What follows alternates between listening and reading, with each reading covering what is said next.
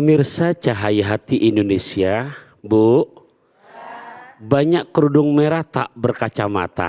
Cakep. Jangan pernah ada marah di antara kita. Ya.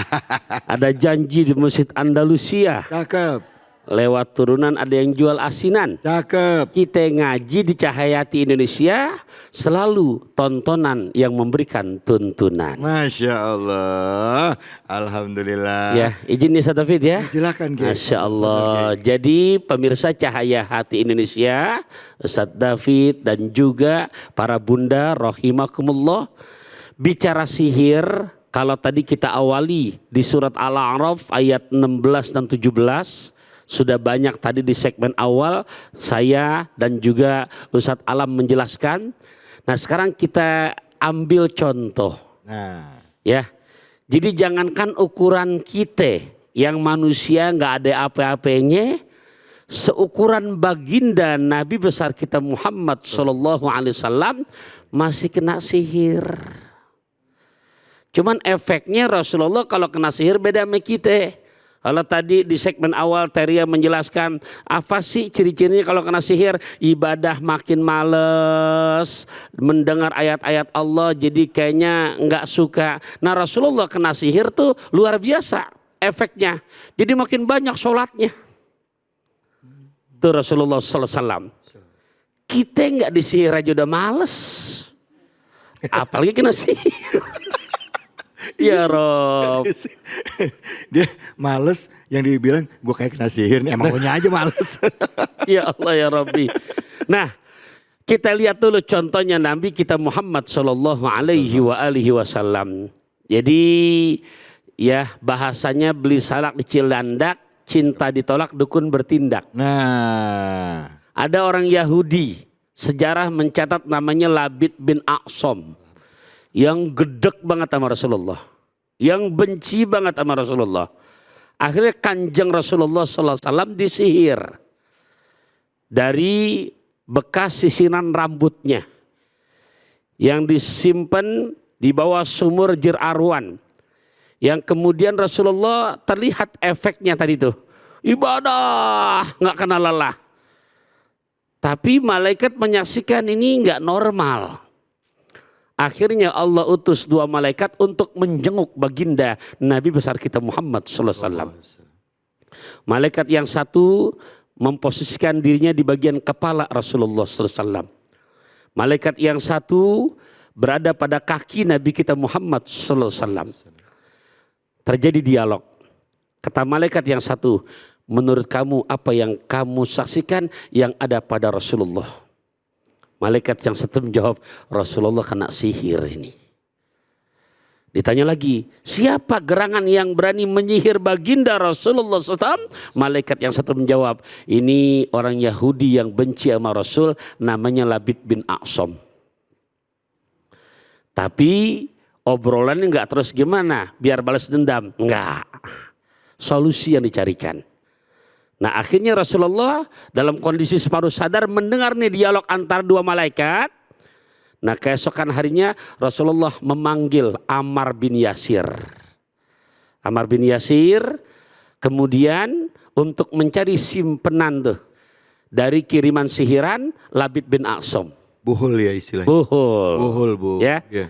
Nah akhirnya dilihatlah ya di mana di sumur yang tadi disebutkan dari obrolan daripada malaikat dan di situ diangkat airnya sudah berupa seperti warna merah darah.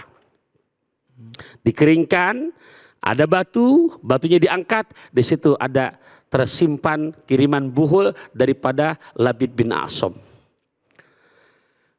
Terlihat, terhitung ada 11 ikatan. Nah ini termasuk yang saya ceritakan kenapa ada dua surat yang mendapatkan julukan dari Nabi Mu'awwizatain. Al-Mu'awwizatain, dua surat termasuk surat perlindungan yang dibaca meminta perlindungan dari Allah Subhanahu wa taala. Oleh karenanya di situ Rasulullah diruqyah oleh malaikat Jibril dan disaksikan oleh istri tercinta Sayyidatuna Aisyah Ridho. Dibacakan. Jadi Al-Falaq dan An-Nas berjumlah 2 surat adalah 11 ayat. Bismillahirrahmanirrahim. Qul a'udzu birabbil falaq. Lepas buhul 1. Min syarri ma khalaq. Lepas ikatan kedua. Tambah An-Nas 11 ikatan yang mensihir Rasulullah, lepas semuanya. Oleh karenanya buat kita, di saat kita ingin membentengi penjagaan diri supaya terhindar dari hal-hal yang demikian, bukan datang ke orang pinter. Karena kalau kita datang ke orang pinter, berarti yang datang orang-orang bodoh. Iya, dia pinter, yang datang bodoh. Ya, pertama Quran surat kedua, juz kedua ayat 153. Itu solusi pertama. Praktek yang setiap hari nggak boleh pernah kita tinggalkan. Ya ayyuhalladzina amanu sta'inu bisobri wassalah. Innallaha ma'as sabirin. Hai orang-orang yang beriman.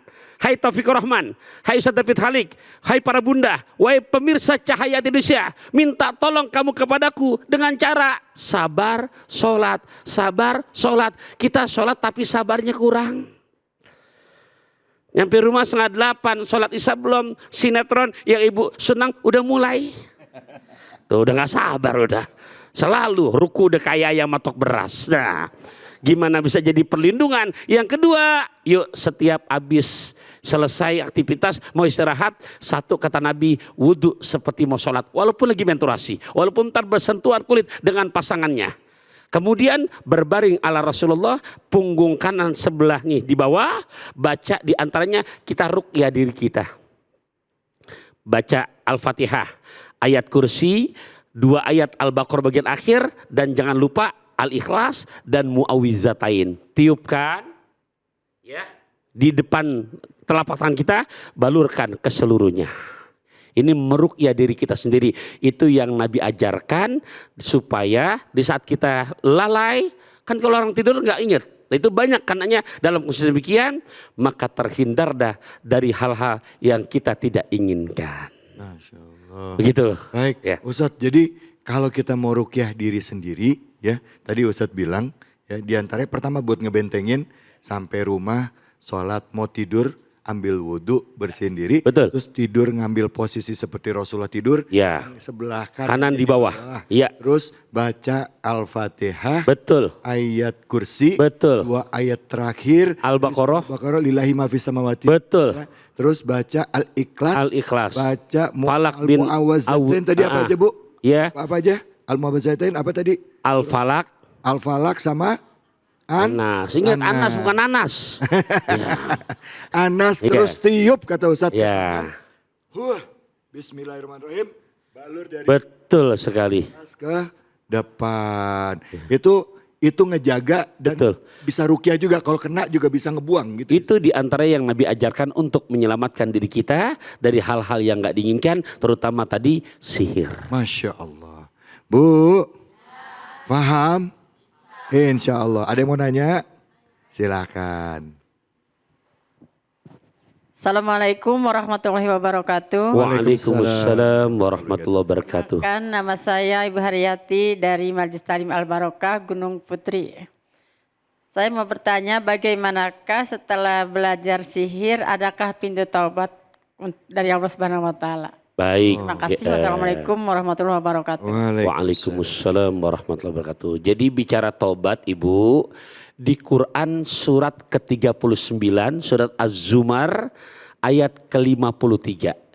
Ini bukan jaminan dari saya, tapi jaminan Gusti Allah. Saya bacakan ayatnya, Bismillahirrahmanirrahim.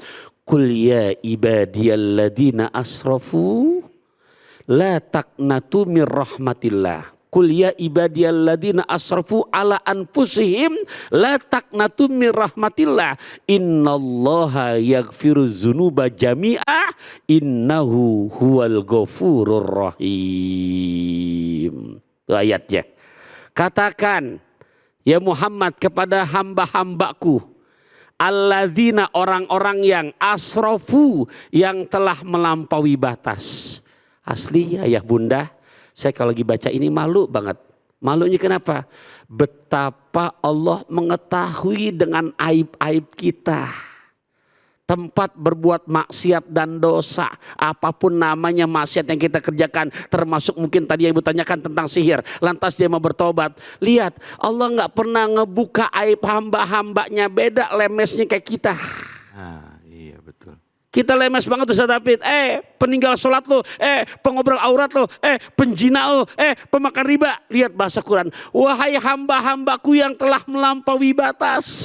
Allahu Akbar. Bahasanya lembut, enak, nggak dibuka aib kita, Bu. Padahal Allah Maha tahu. La taqnatu mir rahmatillah. Jangan pernah kamu sekalian putus asa dari rahmatku. Innallaha yaghfiruz dzunuba jami'a. Sungguh Allah mengampuni. Lihat di sini ada taukid di sini. Ya, dan juga bentuknya jamak di sini. Zunub ada zambun, zunub. Sungguh Allah mengampuni dosa-dosamu semuanya. Jami'a. Innahu huwal ghafurur rahim.